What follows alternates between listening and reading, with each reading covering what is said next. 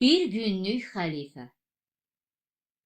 Xəlifə Harun Ər-Rəşidin dövründə Bağdad şəhərində Əbülhəsən adlı bir gənc yaşayırdı. Çox xeyirxah və qonaqpərvər adamdı. Əbülhəsənin qəribə bir xasiyyəti vardı.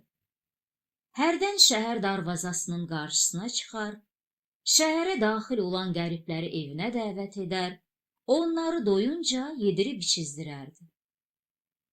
Bir gün libasını dəyişmiş Harun Ər-Rəşid öz qulu ilə birgə şəhərə daxil olur. O vaxt aşırı məmləkətini beləcə gəzər, ölkədə baş verənlərdən hali olardı. Əbülhəsən tacir qiyafəsində olan xəlifəni tanımayıb, onu evinə dəvət etdi. Bu qəribə təklif xəlifəni maraqlandırdı və o razılaşdı. Əbülhəsən qonaqları evinə gətirdi. Burada onlar ləziz təyamlardan yeyə-yeyə şirin söhbət etməyə başladılar. Ev sahibindən çox razı qalan Harun Ər-Rəşid üzünü ona tutub dedi: "Ey Əbülhəsən, mənə etdiyin hörmətdən çox məmnun qaldım. Amma istərdim ki, sən də məni xoş sözlərlə xatırlayasan. Buna görə də rica edirəm, mənə ən böyük arzunu söylə. Onu da bil ki, sənin istənilən arzunu yerinə yetirməyə imkanım çatar." Əbülhəsən dedi: "Ömrün uzun olsun, əziz qonağım. Mən sadə bir adamam. Amma indiki israr edirsən, deyim. Bizim şəhər bazarının bir darğası var. Hələ yer üzü onun kimi əzazil adam görməyib. Bütün bazar əhlinin gününü qara edib. Bax, mən də Allahdan bircə şey istəyirəm. Bircə gün Harun Ər-Rəşidin yerinə xəlifə olaydım. O darğanı tutdurub 100 şallaq vurdurardım ki, ağlı başına gəlsin." Bunu eşidən Harun Ər-Rəşid gizlicə Əbülhəsənin badəsinə yuxu dərmanı tökdü. Ev sahibi badədən bir qurtum içən kimi dərin yuxuya getdi. Xəlifənin əmri ilə onu saraya apardılar.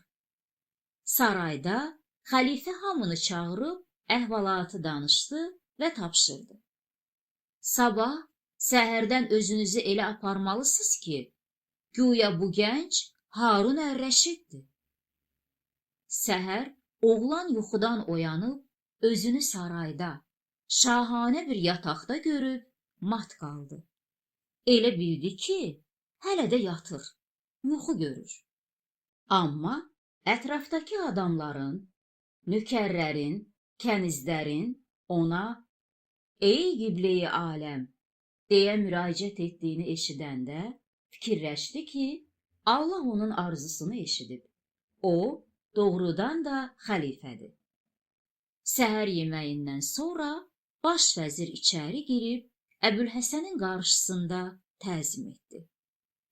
"Ey qiblə-i aləm, vəzirlər, vəkillər, əyanlar divanxanada toplaşıb sənin təşrif buyurmağını gözləyirlər."